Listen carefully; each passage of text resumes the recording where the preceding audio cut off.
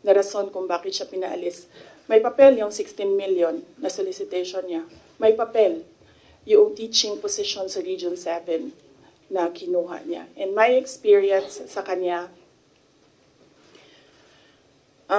ayoko, factual lang ako ayoko atakihin yung pagkatao niya.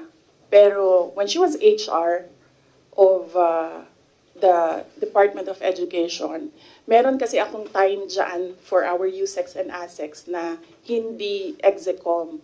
So, pinapapunta ko yan sila kung sino man yung merong concern, sino yung may problema, pumunta kayo sa akin, mag one-on-one tayo. So, one of those times na one-on-one kami, siniraan niya yung isang USEC, isang ASEC ng Department of Education. And bago pa lang kami nun.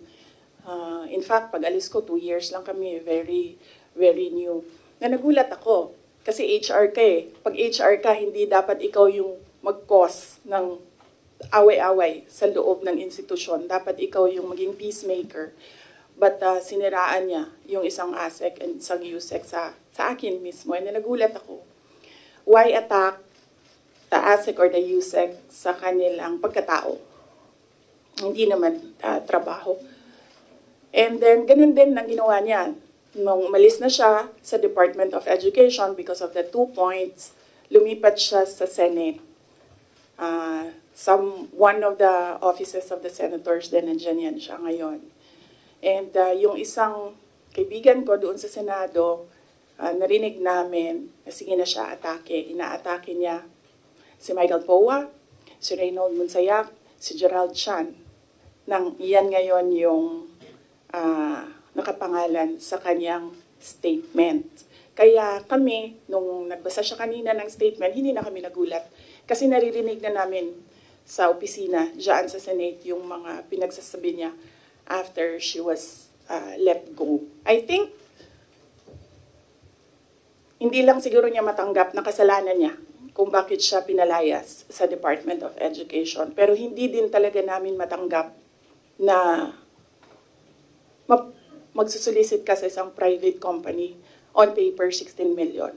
And then, kukuha ka ng teacher item sa field, gagawin mong EA sa central office. Hindi pwede yun.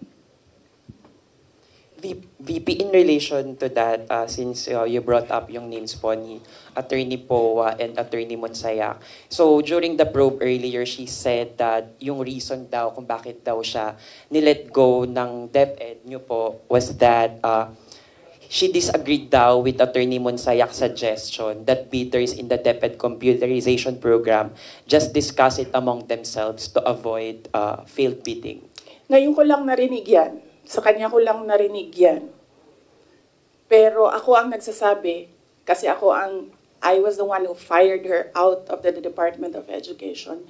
Yung dalawang rason na yon, ang rason kung bakit siya pinaalis sa Department of Education. And as I said, may papel yon. Ibibigay namin sa inyo ang papel. Ang HR record ni Villar, nasa Department of Education din. In fact, hanggang ngayon si Villar nasa region